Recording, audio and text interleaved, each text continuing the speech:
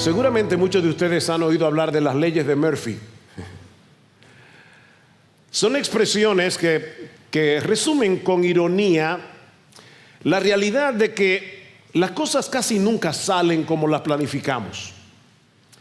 Una de las leyes de Murphy más conocidas es esta: si algo puede salir mal, saldrá mal.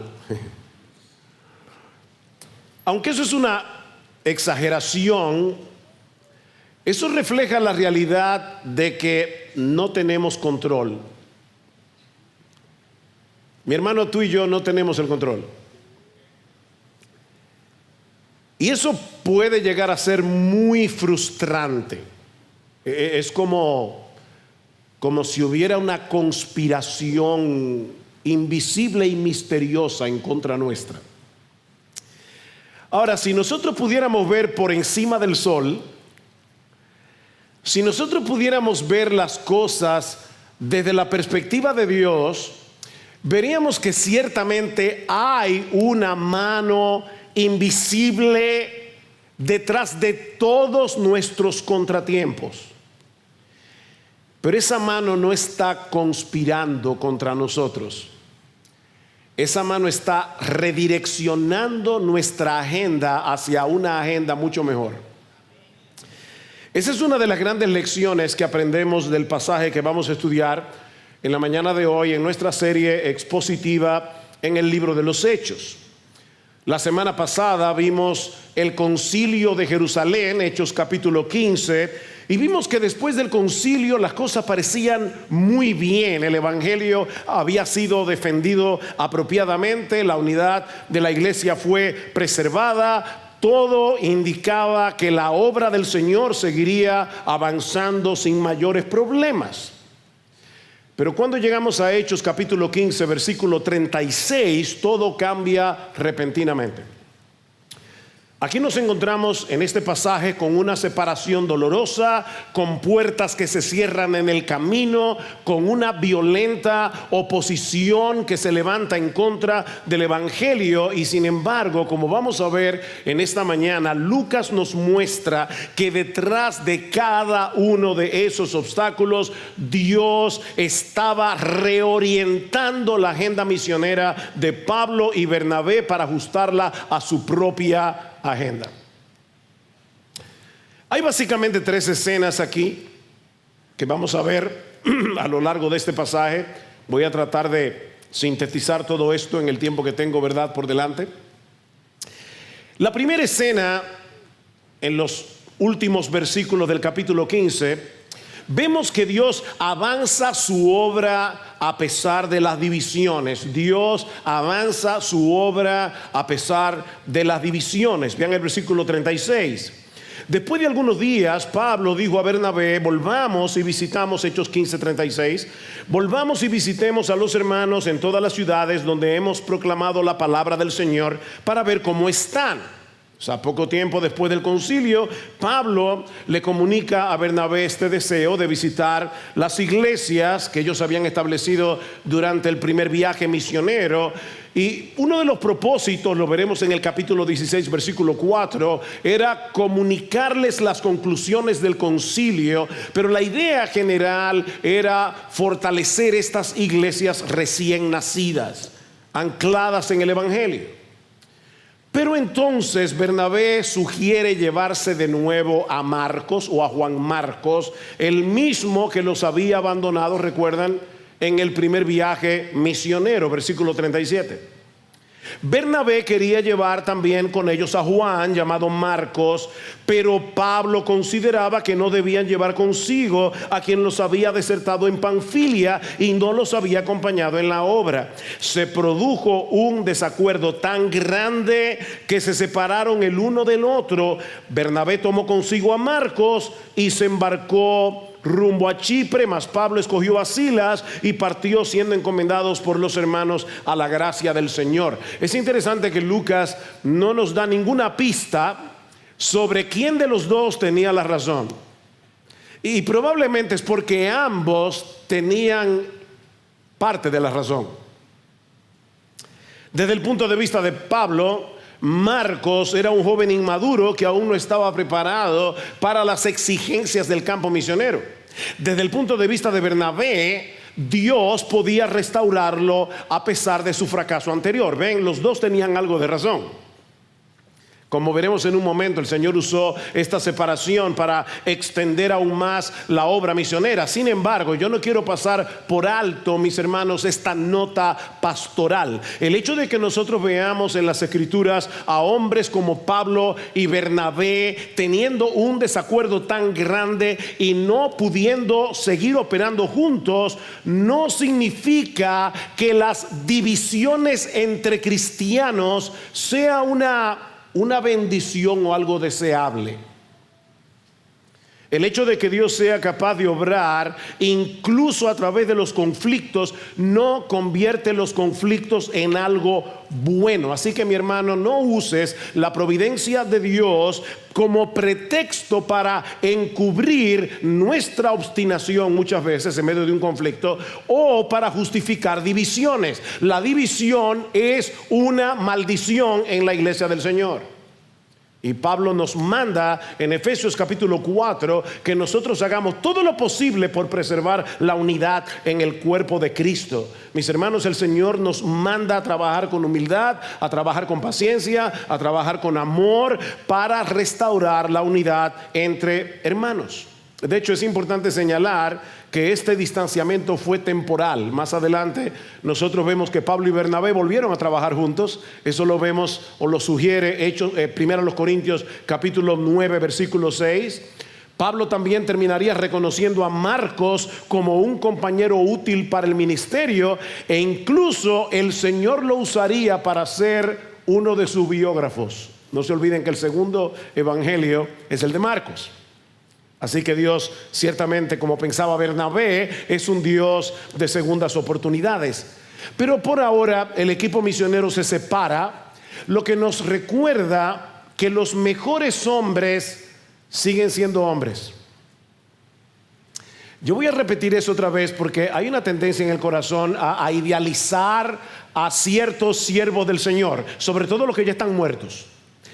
Los mejores hombres siguen siendo hombres, instrumentos débiles que Dios usa con poder para la expansión de su reino. Mis hermanos, el único hombre perfecto, el único que no se equivoca, el único que nunca te va a defraudar es el Señor Jesucristo. Y yo tengo la convicción de que mucha gente vive saltando de iglesia en iglesia porque no entiende eso. Se convierten en lo que yo he llamado fugitivos eclesiásticos. Viven huyendo de una iglesia a otra. Tienen un problema aquí y se van a otra. Y tienen un problema allá y se van a otra.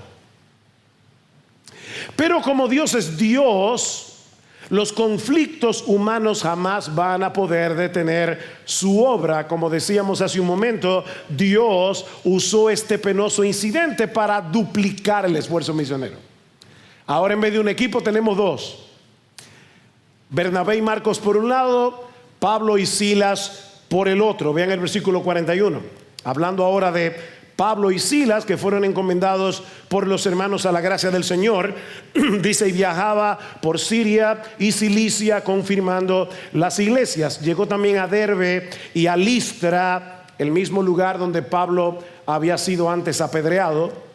Y estaba allí cierto discípulo llamado Timoteo, hijo de una mujer judía creyente, pero de padre griego, del cual hablaban elogiosamente los hermanos que estaban en Listra y en Iconio. Así que cuando Pablo y Silas llegan a Listra, se encuentran con Timoteo. Yo estaba a punto de hacer algo que no voy a hacer.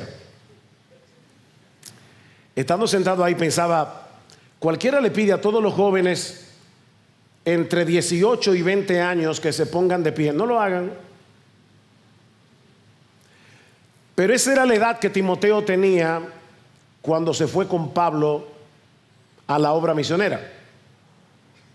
Y no olviden que esta iglesia comenzó con un grupito de 12 jóvenes entre 18 y 24 años de edad hace 48 años.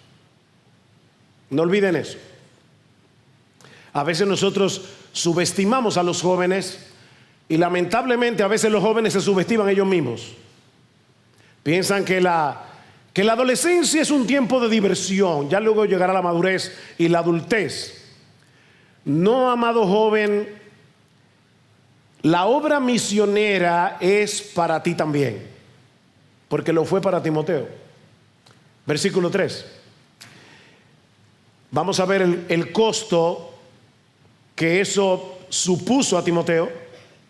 Pablo quiso que éste fuera con él y lo tomó y lo circuncidó por causa de los judíos que había en aquellas regiones, porque todos sabían que su padre era griego, la mamá era judía, su papá era griego, y conforme pasaban por las ciudades entregaban los acuerdos tomados por los apóstoles y los ancianos que estaban en Jerusalén para que los observaran. Así que las iglesias eran confirmadas en la fe y diariamente crecían en número. Timoteo provenía de una familia mixta. Su madre era judía, su padre era griego, y en esos casos la ley rabínica estipulaba que el niño debía ser tratado como un judío. Así que si Timoteo no era circuncidado, podía ser una gran piedra de tropiezo cuando ellos se estuvieran moviendo dentro de un contexto judío. Noten que en el versículo 3 dice que Timoteo fue circuncidado por causa de los judíos de aquellas regiones. Ahora, jóvenes, otra vez, por favor, pónganse en el lugar de Timoteo. Este era un rito sumamente doloroso para un adulto y sin anestesia. Yo me imagino que si alguno de nosotros hubiera estado en el lugar de Timoteo, le hubiera dicho a Pablo: pero no acaban de decir en el concilio de Jerusalén que la circuncisión no era necesaria. ¿Por qué tú quieres que yo me circuncide a esta altura de juego? Pero Timoteo no estaba pensando en sus derechos. Timoteo estaba pensando en cómo podía ser más útil en el reino. Jóvenes, voy a seguir hablándoles a ustedes en la mañana de hoy. La pregunta que debemos hacernos constantemente no es: pero ¿y qué tanto es que yo tengo que dejar? La pregunta es: ¿qué más yo puedo hacer o sacrificar para que otros vean a Cristo más claramente en mí?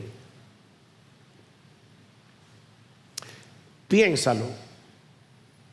Tal vez en tu caso puede ser dejar de ir a ciertos lugares,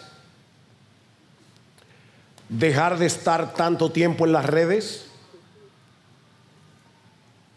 Yo no sé, pero pídele al Señor que te muestre qué significa esto para ti. Jóvenes, no se aferren a lo más cómodo, no se aferren a lo más popular. Abracen con gozo el camino estrecho que glorifica a Cristo y bendice a otros. Cristo es lo suficientemente hermoso y maravilloso como para que hagamos eso.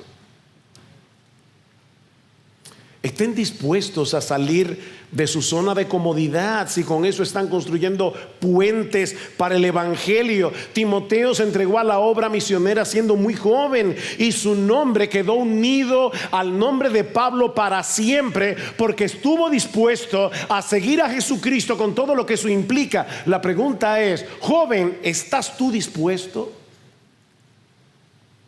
¿Te has preguntado si acaso Dios quiere, obviamente con la dirección de tus pastores, con el testimonio de la iglesia? ¿Alguna vez tú te has preguntado si tal vez lo que Dios quiere para ti es que tú no estudies una carrera, o que tal vez sí estudies una carrera y después te vayas a un seminario a prepararte mejor para servir en la obra del Señor?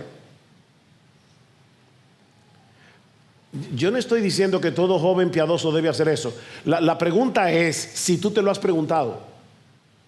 Ahora, adultos de IBCJ, ¿estamos dispuestos nosotros O estamos tan aferrados a nuestras comodidades, a nuestros derechos, que estamos perdiendo el gozo y el privilegio de servir a Cristo en el avance de su obra, en el avance del Evangelio, en la edificación de su iglesia. Mis hermanos, esto no es historia antigua. Esta es la palabra de Dios para ti y para mí, hoy, aquí, ahora.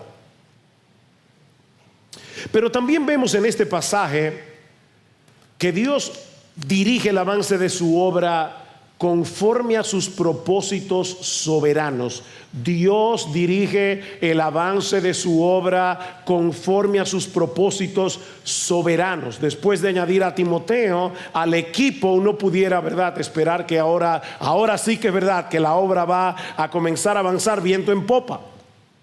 Pero en vez de eso, lo que encontramos en el pasaje es una serie de obstáculos. Vean el versículo 6.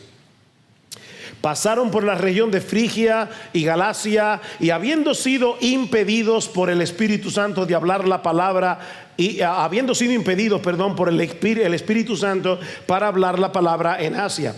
Y cuando llegaron a Misia, intentaron ir a Bitinia, pero el Espíritu de Jesús no se lo permitió. Y pasando por Misia, descendieron a Troas, y por la noche se le mostró a Pablo una visión. Mis hermanos, esto se lee tan rápido, no me tomó ni 15 segundos. Pero vamos a ponernos ahora en el lugar de Pablo, Silas y Timoteo. Ellos intentan predicar el Evangelio en Asia, el Espíritu se los impide. Luego quieren ir a Bitinia, nuevamente el Espíritu no se los permite. Finalmente llegan a la ciudad portuaria de Troas y todavía no saben ni hacia dónde ir, ni cuánto tiempo más debían quedarse allí. Ahora, les repito, esto se leyó en 15 segundos, pero ellos han viajado 800 kilómetros. Sí, oíste bien, toma un mapa.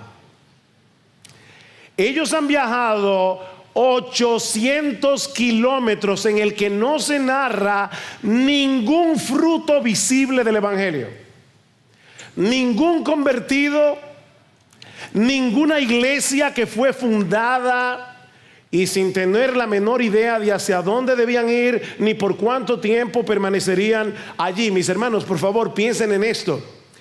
Pablo estaba haciendo la voluntad de Dios. Él estaba siguiendo el llamado que Dios le había dado, y sin embargo las puertas se cierran una tras otra. Pablo, Silas, Timoteo no tienen la menor idea de lo que Dios está haciendo. ¿Te has visto en esa situación? Estás haciendo exactamente lo que se supone que debes hacer, y aún así te encuentras en lo que parece un callejón sin salida. Y aunque suene paradójico, debemos aprender a escuchar la voz de Dios en su silencio.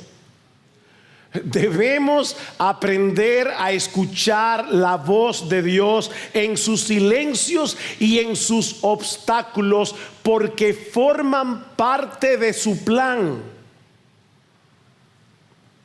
Sin que Pablo y su equipo lo supieran, Dios los estaba guiando hacia el lugar donde él quería iniciar una nueva iglesia, en la ciudad de Filipos. Pero para que eso fuera posible, era necesario impedirles que fueran a otro sitio.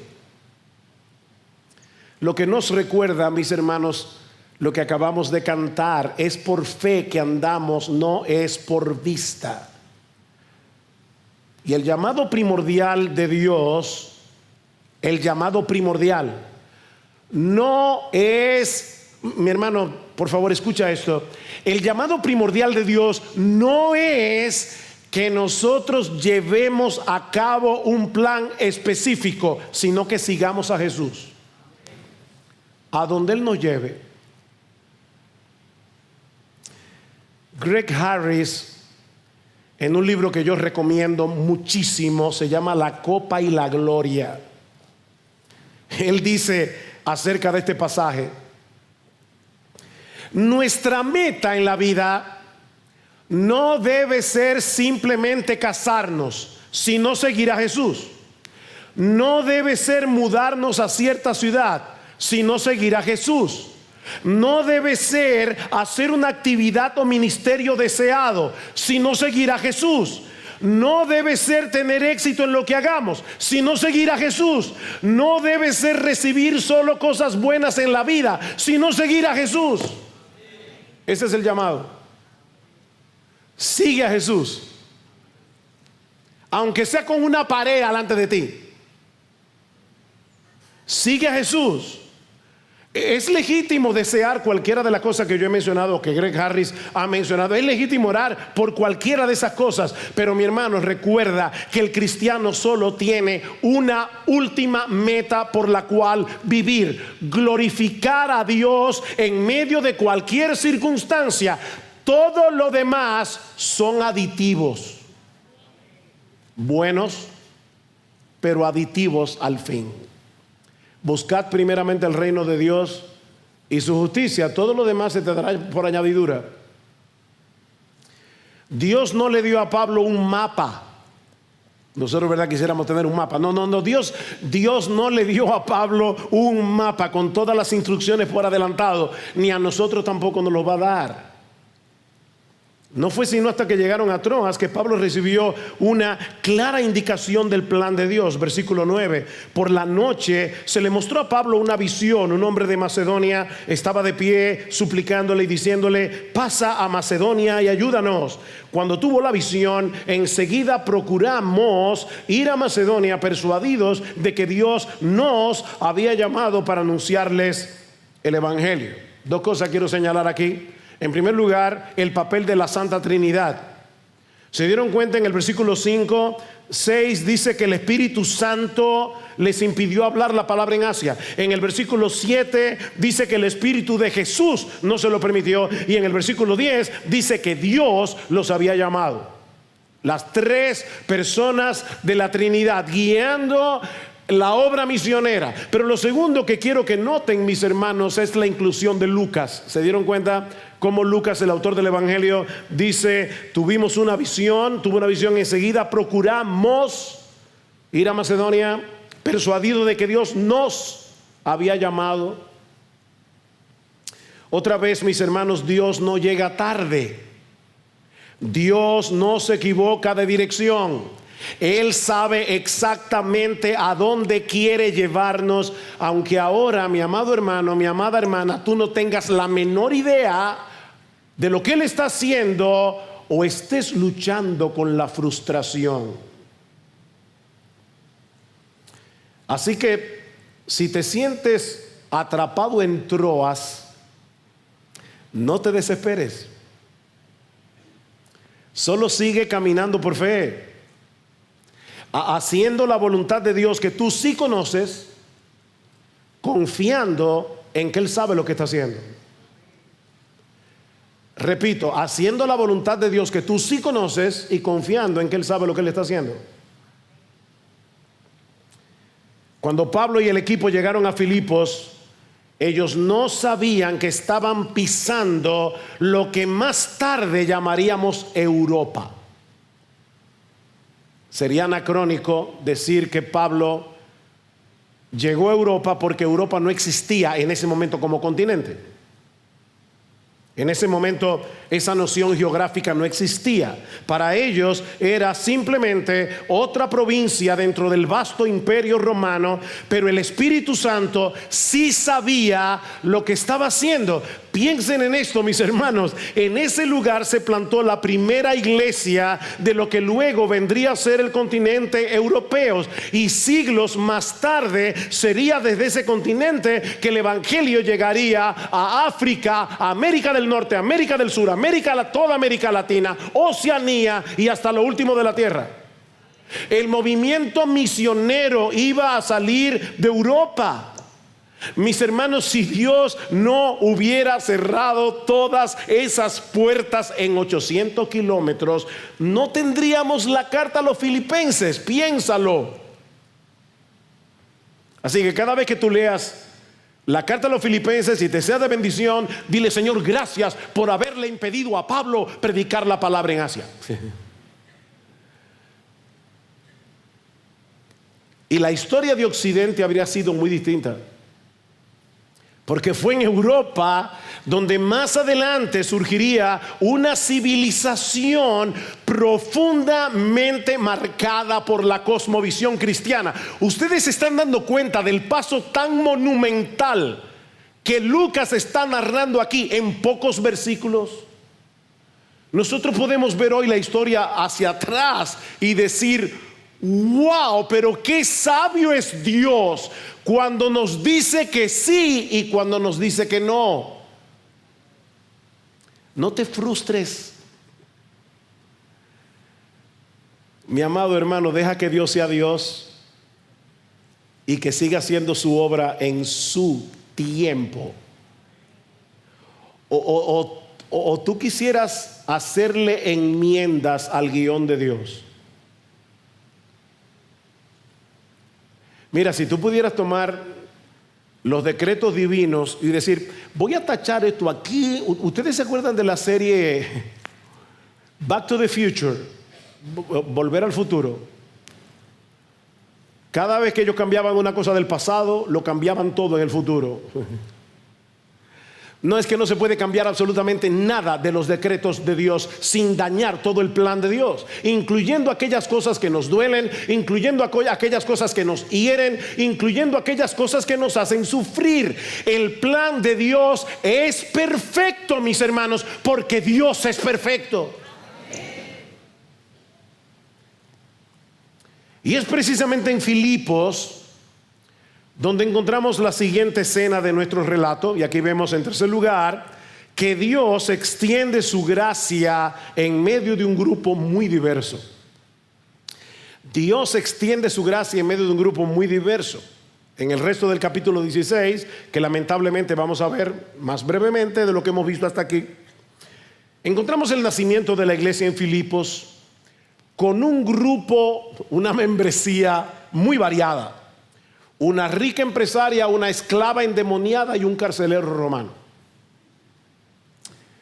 Obviamente en Filipos hubo más conversiones, seguramente. Pero Lucas quiere que nosotros nos fijemos en este trío: una rica empresaria, una esclava endemoniada y un carcelero romano. Versículo 11. Así que zarpando de Troas, navegamos con rumbo directo a Samotracia, una isla pequeña, y al día siguiente llegamos a Neápolis, es el puerto de Macedonia. De allí a Filipos, 20 kilómetros hacia adentro, que es una ciudad principal de la provincia de Macedonia, una colonia romana. En esta ciudad nos quedamos por varios días. Filipos era una ciudad de gran importancia, fundada por el padre de Alejandro el Grande, Felipe de Macedonia. Por eso se llamó Filipo. Era una ciudad principal de la provincia de Macedonia y era una colonia romana. Y lo que eso significa es que Filipos era una Roma en pequeño. Como era su costumbre, Pablo y su equipo buscaron primero a los judíos de la ciudad, pero al parecer no había sinagoga en Filipos, probablemente porque para que haya una sinagoga tenía que haber por lo menos 10 hombres judíos. Así que en Filipos la comunidad judía era sumamente pequeña. Este grupo de creyentes o de prosélitos, como el caso de Lidia, se reunía junto al río, y la razón era porque así podían llevar a cabo las ceremonias rituales de purificación. Versículo 14. Y estaba escuchando cierta mujer llamada Lidia, de la ciudad de Tiatira, vendedora de telas de púrpura, que adoraba a Dios. Esta es una etiqueta que se usaba en aquellos días para hablar de los prosélitos. Lidia no era judía, pero había creído en el Dios de Israel, y el Señor abrió su corazón para que recibiera lo que Pablo decía. Lidia debe haber sido una mujer muy rica, porque la tela de púrpura era muy cara. De hecho, era una tela que solían usar solamente los reyes o las personas que tenían un alto rango dentro de la estructura administrativa de Roma. Así que Lidia era una mujer que seguramente tenía muchos contactos con los magistrados, con la clase política de la ciudad, de Filipos. Lucas dice que era de Tiatira. De paso, interesante, una de las ciudades en las que el Espíritu Santo le impidió a Pablo predicar. O sea, tenía que conseguir a una tiatirense, pero en Macedonia, no en Tiatira. Probablemente, me imagino que Lidia fue ese sábado al río, como lo había hecho un montón de veces, sin saber que ese día algo sobrenatural iba a suceder en su vida.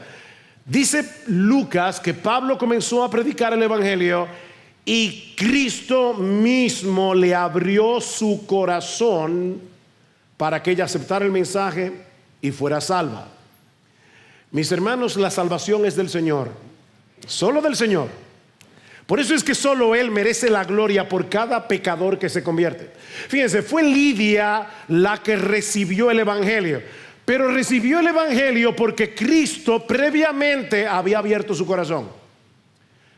Y de nuevo, la soberanía de Dios, la responsabilidad humana. Fue Pablo el que le predicó el evangelio, pero fue Cristo el que la salvó. ¿Se dan cuenta?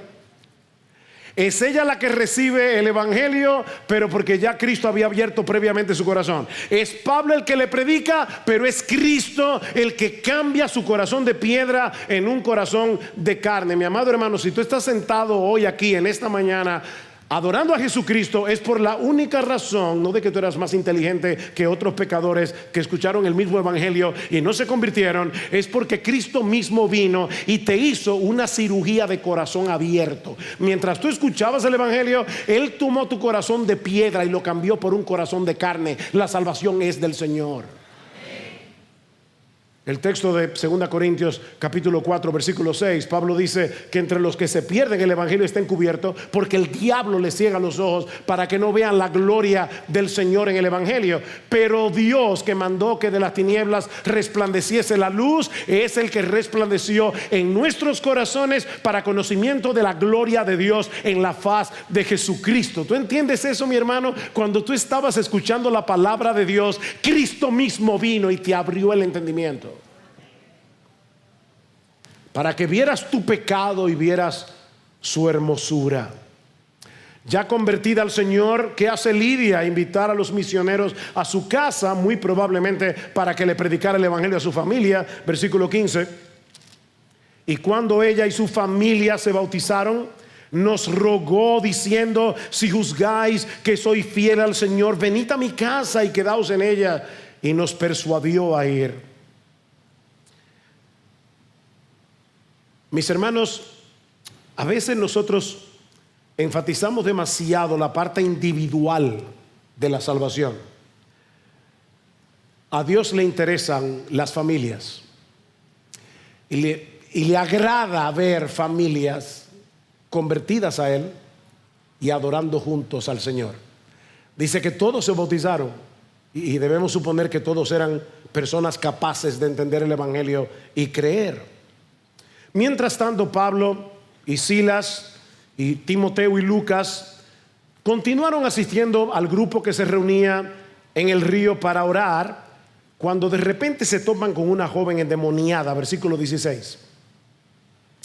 Y sucedió que mientras íbamos al lugar de la oración, nos salió al encuentro una muchacha esclava que tenía espíritu de adivinación o de pitón. Era una pitonisa, la cual daba grandes ganancias a sus amos adivinando. Esta, siguiendo a Pablo y a nosotros, gritaba diciendo: estos hombres son siervos del Dios Altísimo, quienes os proclaman el camino de la salvación. Y esto lo hacía por muchos días. Mas desagradando esto a Pablo, se volvió y dijo al espíritu: te ordeno en el nombre de Jesucristo que salgas de ella. Y salió en aquel mismo momento. Déjenme hacerles una pregunta. ¿Lo que esta muchacha endemoniada decía de los misioneros era verdad? ¿Sí o no? Sí. Son siervos del Dios Altísimo que anuncian el camino de la salvación. ¿Cuál era el plan del diablo al hacer que esta muchacha endemoniada señalara a Pablo y a su equipo de esa manera. Asociar a Pablo, Silas, Timoteo y Lucas con el ocultismo. Era como decir, somos del mismo equipo. No, no somos del mismo equipo. Esta muchacha estaba esclavizada por un demonio. Pablo y su equipo predicaban a Jesús. Y no deja de ser interesante la manera como Lucas narra lo que podríamos llamar un exorcismo. Esto no se parece en nada a las películas de terror, sin muchos aspavientos. Pablo simplemente le dice, te ordeno en el nombre de Jesucristo que salga de ella, y al instante el espíritu salió. Y otra vez vean lo que vimos en el caso de Lidia. Esta muchacha no pidió ser liberada. Esta muchacha no hizo absolutamente nada para llegar a ser librada del demonio. Simplemente Dios soberanamente la quiso liberar. Una simple orden en el nombre de Jesús fue suficiente para liberar a esta muchacha de su doble esclavitud, del diablo y de sus amos terrenales. Y por supuesto eso desagradó profundamente a los que se beneficiaban de la miseria de esta muchacha. Versículo 19, pero cuando sus amos vieron que se les había ido la esperanza de su ganancia, prendieron a Pablo y a Silas, los arrestaron hasta la plaza ante las autoridades, y después de haberlos presentado a los magistrados superiores, dijeron, estos hombres siendo judíos alborotan nuestra ciudad y proclaman costumbres que no nos es lícito aceptar ni observar, puesto que somos romanos. Se dieron cuenta que ellos no dijeron nada del negocio. O sea, ellos no dijeron, estos hombres nos dañaron el negocio. No, ellos van a los magistrados y le dicen, estos hombres son alborotadores que están perturbando el orden imperial de la ciudad. ¿Y qué hacen los magistrados? Bueno, de inmediato, dice Lucas, echan mano a Pablo y a Silas. No sabemos dónde estaba Timoteo y dónde estaba Lucas. Les rasgan la ropa, los azotan con varas, y en el versículo 23 dice que le dieron muchos azotes, los meten en la cárcel, y dice en el versículo 24, en el calabozo interior. El calabozo interior era la parte de máxima seguridad en la cárcel y la más insalubre, y para humillarlos todavía más, dice que le pusieron sus pies en el cepo. El cepo era una estructura de madera con agujeros móviles donde se insertaban los pies y a veces las muñecas y el cuello, de manera que los carceleros ajustaban los huecos para causar más dolor por más tiempo. El cepo era un castigo casi insoportable. Ahora, en vez de quejarse, Pablo y Silas manifiestan de la manera más clara su confianza en el Señor y su gozo en hacer su obra sin importar el costo. Versículo 25. Como a medianoche, Pablo y Silas oraban y cantaban himnos a Dios, y los presos los escuchaban. Déjeme hacer una confesión aquí. Mientras leí este pasaje durante esta semana, me llevó a cuestionar mi teología del sufrimiento. Porque yo creo que si hubiera sido yo el que hubiera estado en la cárcel con los pies en el cepo, la canción que hubieran escuchado los presos hubiera sido otra. ¡Sáquenme de aquí! ¡Esto es injusto! A veces yo me veo a mí mismo quejándome por cosas tan triviales.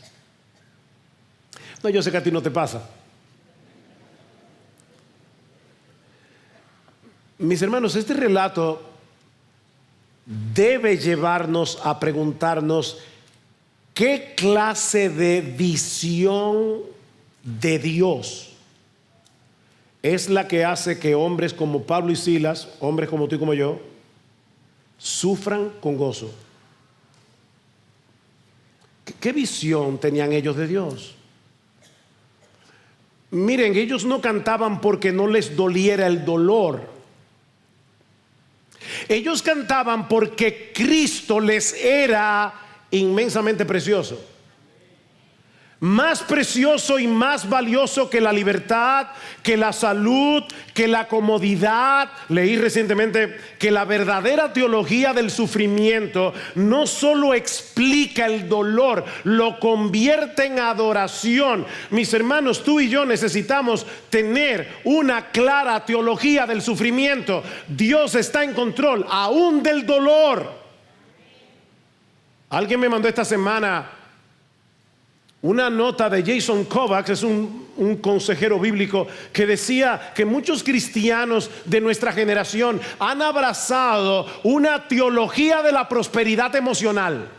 No una teología de la prosperidad económica, una teología de la prosperidad emocional. Se supone que no debemos sufrir, se supone que no debemos tener traumas, se supone que no debemos tener dolor. Pero mis hermanos, eso no es lo que este libro enseña. Estamos en un mundo caído y el mismo Jesucristo dijo claramente: en el mundo tendréis aflicción, pero confiad, yo he vencido al mundo. Necesitamos, tú y yo necesitamos, mi hermano, una buena teología del sufrimiento. No, nadie nos ha prometido una vida sin dolor. Nadie nos ha prometido una vida sin traumas. Nadie nos ha prometido una vida sin sufrimiento. La pregunta que debemos hacernos es: ¿qué vamos a hacer tú y yo ahora en medio del dolor? ¿Caer en la autoconmiseración o seguir a Jesús?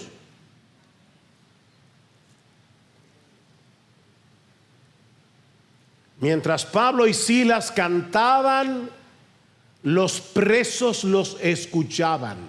Y leí algo que decía que estos presos estaban escuchándolo en estéreo. Porque por un lado escuchaban las palabras de Pablo y Silas al cantar, al orar, pero por el otro lado palpaban el gozo de Pablo y de Silas. Lo estaban escuchando en estéreo. Mis hermanos, el mundo que está allá afuera necesita escuchar el evangelio en estéreo. Necesita escuchar nuestras palabras cuando les predicamos el evangelio. Pero ellos deben ver con nuestro gozo que Jesucristo es precioso, aún en medio del dolor. Y es entonces, cantando y alabando a medianoche, quién sabe a qué hora lo encarcelaron, que Dios interviene. Versículo 26.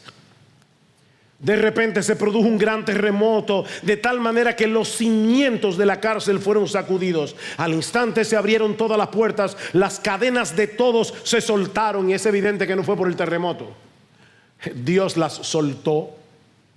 Y al despertar el carcelero y ver abiertas todas las puertas de la cárcel, sacó su espada y se iba a matar, porque el castigo para un carcelero que dejara escapar a un preso era la muerte, era la pena capital. Y él pensó: bueno, me mato yo primero, creyendo que los prisioneros se habían escapado. Mas Pablo clamó a gran voz diciendo: no te hagas ningún mal, pues todos estamos aquí.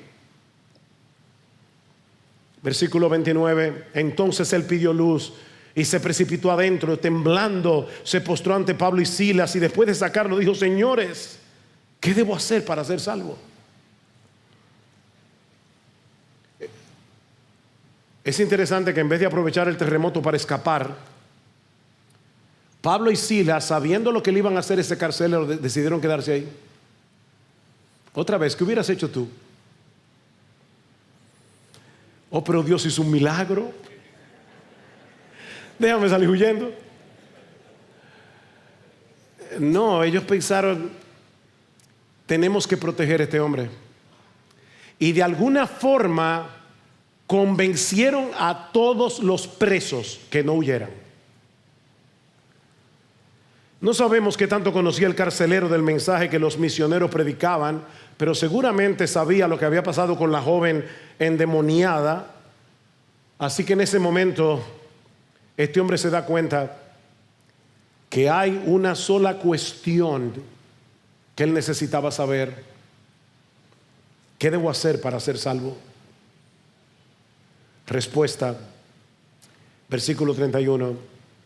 Ellos respondieron: cree en el Señor Jesús y serás salvo tú y toda tu casa. Aclaro que esta no es una promesa universal para todo el que se convierte, no lo es. Fue para el carcelero en particular, y lo vemos por el resto del capítulo. Dice: y le hablaron la palabra del Señor a él y a todos los que estaban en su casa, y él los tomó en aquella misma hora de la noche, les lavó las heridas, enseguida fue bautizado él y todos los suyos. ¿Ven cómo Dios está interesado en la familia? Todos se bautizan adorando juntos al Señor. Llevándolos a su hogar les dio de comer y se regocijó grandemente por haber creído en Dios con todos los suyos. Otra vez, mis hermanos, la salvación es del Señor. Es Él el que salva pecadores únicamente por su gracia, pero lo hace por medio de la fe, y solo por medio de la fe. Todos conocemos de memoria Efesios 2:8. Por gracia sois salvos por medio de la fe. Esto no de vosotros, sino que es un don de Dios, no por obras, para que nadie se gloríe. Hermanos, si la salvación fuera por algo que nosotros hiciéramos, eso le robaría la gloria a Dios. Dice John Piper: la fe glorifica a Dios, las obras nos glorifican a nosotros. ¿Ven el punto? Tiene que ser por fe para que sea por gracia, y tiene que ser solo por gracia, porque la gracia le da toda la gloria únicamente a Dios. Si te sonó un trabalenguas, déjame repetírtelo. Tiene que ser por fe para que sea por gracia, porque la fe es el único acto del hombre que no es una obra. Tiene que ser por fe para que sea por gracia, y tiene que ser solo por gracia para que Dios se lleve toda la gloria. En Efesios 1:5 Pablo dice que Dios nos predestinó para ser adoptados hijos suyos por medio de Jesucristo, según el puro afecto de su voluntad. En otras palabras, no intervino en esa predestinación, no intervino absolutamente nada que se mezclara con la sola voluntad de Dios. Fue el puro, algo puro no está mezclado, fue el puro afecto. No fue que él vio que tú ibas a creer. No, tú no ibas a creer a menos que Dios abriera tu corazón y te diera la fe como un regalo. Fue por el puro afecto de su voluntad. Y ahora escucha: para alabanza de la gloria de su gracia. ¿Por qué tiene que ser así? Para que ni tú ni yo nos llevemos gloria. De hecho, fue de eso que Dios nos rescató, de ser ladrones de gloria. Es por fe para que sea por gracia, y es por gracia porque de esa manera solo Dios se lleva la gloria. Mis hermanos, Dios diseñó de tal manera el plan de salvación que no queda ni un espacio pequeñito para el orgullo humano. Ninguna jactancia, ningún aplauso para nosotros, solo asombro y adoración ante la gloria de su gracia. Por esa gracia el carcelero fue transformado junto a toda su familia. Todos se bautizaron. Ahora Pablo y Silas no eran sus prisioneros, eran sus hermanos en Cristo. Curaron sus heridas, le dieron de comer.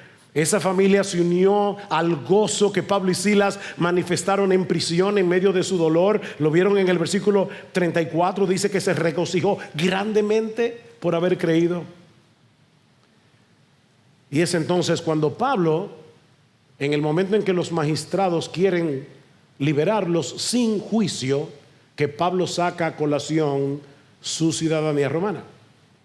Versículo 35, cuando se hizo de día, los magistrados superiores enviaron a sus oficiales diciendo: suelta a esos hombres. El carcelero comunicó a Pablo estas palabras diciendo: los magistrados superiores han dado orden de que se os suelte, así que salid ahora e id en paz. Mas Pablo le dijo: aunque somos ciudadanos romanos, nos han azotado públicamente sin hacernos juicio, nos han echado a la cárcel y ahora nos sueltan en secreto. De ninguna manera, que vengan ellos mismos a sacarnos. Y los oficiales informaron esto a los magistrados superiores, y al saber que eran romanos tuvieron temor. Ahora son los magistrados que están en problemas. Hacerle eso a un ciudadano romano era un delito sumamente grave. Ahora, ¿por qué Pablo no sacó la ciudadanía romana antes? Bueno, yo no sé por qué no lo hizo antes. Ahora, yo sí sé por qué Dios quiso que él no lo hiciera: para salvar al carcelero y a toda su familia. Ahora, ¿por qué lo hace ahora? O probablemente por varias razones. Uno, para preservar la iglesia de difamación, porque si Pablo se hubiera ido en secreto, la comidilla de la ciudad hubiera sido: yo no sé qué fue lo que hizo ese misionero, yo solamente sé que lo metieron en la cárcel y el tipo se fugó. Y también para librar a la iglesia recién nacida de un acoso futuro, porque los magistrados obligatoriamente tuvieron que reconocer la legitimidad de ese grupo. Así nació en Filipos una iglesia compuesta por una membresía muy variada.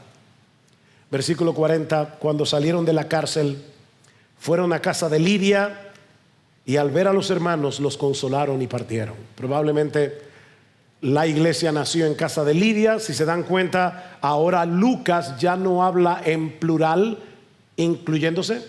Lucas se queda en Filipos como el primer pastor probablemente de esa iglesia. Noten el versículo 1 del capítulo 17. Después de pasar por Anfípolis y Apolonia, llegaron a Tesalónica. Ya Lucas no anda con ellos. Mis hermanos, si hay algo que aprendemos de todo este relato, es que cuando nuestros planes se frustran, cuando las puertas se cierran, eso no significa que estamos fuera de la voluntad de Dios. Eso no significa que Dios ha perdido el control, y mucho menos que Dios nos ha abandonado. Este relato está lleno de obstáculos, de sufrimientos, de injusticias, y sin embargo, en cada escena Dios está presente, haciendo avanzar su obra exactamente como Él había determinado que esa obra iba a avanzar. Tú y yo podemos y debemos confiar en su sabiduría, en su bondad, en su poder, aun cuando la ruta no está clara o cuando nos sentimos en un callejón sin salida. Y caminar en obediencia en medio del dolor, como hicieron Pablo y Silas. Recuerden, hermanos, ellos no cantaban porque el dolor no dolía. Quiero remachar eso. Ellos cantaron porque Cristo les era más valioso que la libertad y más deseable que su comodidad. ¿Es eso Cristo para ti? Ellos habían aprendido que el sufrimiento no es una desgracia que hay que evitar. Ellos no habían comprado esa versión psicologizada del cristianismo. No, ellos lo vieron como una oportunidad para adorar a Cristo más profundamente. Oh, nosotros queremos que esos presos escuchen nuestro gozo en el Señor, aún en medio del dolor. Mis hermanos, la verdadera fe no elimina el sufrimiento, pero sí transforma la manera como enfrentamos el sufrimiento. Y si tú estás aquí sin Cristo, mi amigo, este pasaje te confronta con la pregunta más importante de tu vida: ¿qué debo hacer para ser salvo? Y la respuesta sigue siendo la misma: cree en el Señor Jesús y serás salvo. Pablo no dice cree en el Señor Jesús y es posible, tal vez, quizás No, no, no, no. Cree en el Señor Jesucristo, cree en el Señor. Serás salvo aquí, ahora, en este instante, porque Dios lo ha prometido. Mi amigo, la salvación no se recibe por méritos humanos, no se recibe por rituales religiosos, es por medio de la fe y solo por medio de la fe. ¿Y sabes lo que significa creer? Que debes confiar en Cristo únicamente, confiar en que solo Él puede perdonarte de todos tus pecados, confiar en que solo Él puede reconciliarte con Dios, confiar en que solo Él puede darte una vida abundante, una vida que vale la pena ser vivida, el que solo Él puede darte una esperanza que nunca te defraudará. Solo Cristo, nadie más. Oh, mi amigo, no sigas postergando tu necesidad más urgente. Ven a Cristo hoy, cree en Él y serás salvo.